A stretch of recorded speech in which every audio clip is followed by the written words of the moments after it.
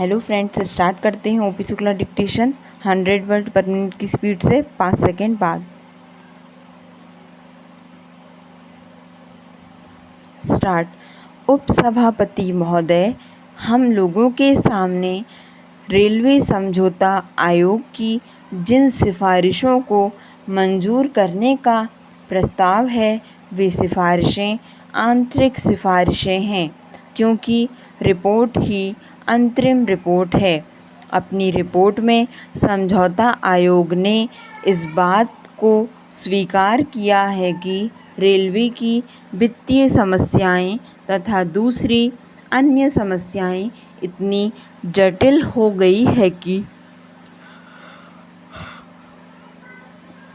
गहराई में जाकर उनकी छानबीन करने की आवश्यकता है और उनका समाधान निकालने की ज़रूरत है। जो सिफारिशें हम लोगों के सामने मंजूरी के लिए आई हैं वे वही हैं जो इतने सालों से चली आ रही है। इतने सालों से जिस तरह से चीज़ें चली आ रही हैं उसी तरह से अब भी चलनी चाहिए। यही सिफारिश है। हमें आश्चर्य होता है कि यह सरकार जो प्रगति और परिवर्तन की हिमायती है वह इस प्रकार की सिफारिशों को मंजूर करने का प्रस्ताव लेकर आती है, जबकि स्वयं यह समझौता आयोग इस बात की आवश्यकता अनुभव करता है कि समस्याओं को गहराई में जाकर देखने, जांचने और नया हल निकालने की आवश्यकता है। पैरा महोदय, यह जो रेलवे बोर्ड है और जो इसकी अर्थव्यवस्था है, जो उसकी प्रबंध व्यवस्था है, वह पुरानी पड़ गई है।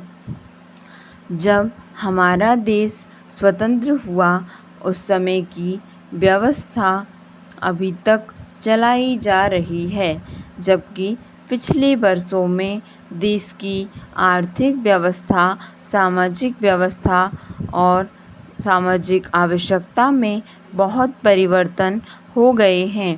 रेलवे बोर्ड की प्रबंध व्यवस्था और अर्थव्यवस्था इन परिवर्तनों के अनुकूल नहीं है। यही मूल कारण है कि आज रेलवे आर्थिक दुर्व्यवस्था का शिकार हो रहा है।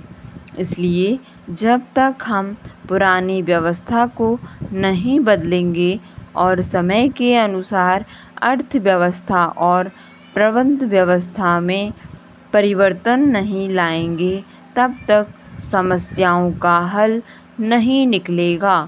पैरा श्रीमान, दूसरी बात जो मैं निवेदन करना चाहता हूँ वह यह है कि रात दिन हम औद्योगिक अशांति की बात सुनते हैं। अभी भी मजदूरों की हड़तालें चल रही हैं। रेल मंत्रालय की ओर से कहा जाता है कि मजदूर हड़ताल कर देते हैं और रेल सेवा ठप्प हो जाती है। ऐसा क्यों कहा जाता है? इन प्रश्नों को हम अभी नहीं उठाना चाहते, लेकिन इतना अवश्य कहना चाहते हैं कि जब तक रेल के प्रबंध में मजदूरों का प्रतिनिधित्व नहीं होगा, तब तक आप रेल सेवा को सुचारू रूप से नहीं चला सकते। रेल की प्रबंध व्यवस्था में मजदूरों की भागीदारी के बिना औद्योगिक अशांति की समस्याओं से निपटा नहीं जा सकता।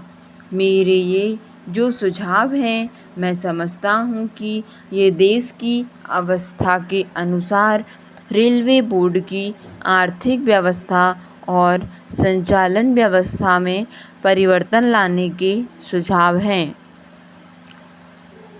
और मैं आशा करता हूँ कि मेरे इन सुझावों पर यदि आप विचार करेंगे तो रेलवे की जो कठिनाई है, उनका जो संकट है और जो संकट दिनों दिन गहरा होता जा रहा है वह संकट दूर होगा और रेलवे आधुनिक